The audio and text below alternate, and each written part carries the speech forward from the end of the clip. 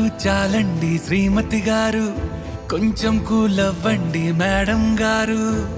చామంతి నవ్వే విసిరే మేరు, కసిరేస్తూ ఉన్నా బావున్నారు. సరదాగా సాగే సమయంలోన మరిచిపోతే బాధ కబురు. వద్దు అంటూ ఆపేదెవరు? కోపాలు చాలండి శ్రీమతి గారు, కొంచెం కూలవ్వండి మేడం గారు.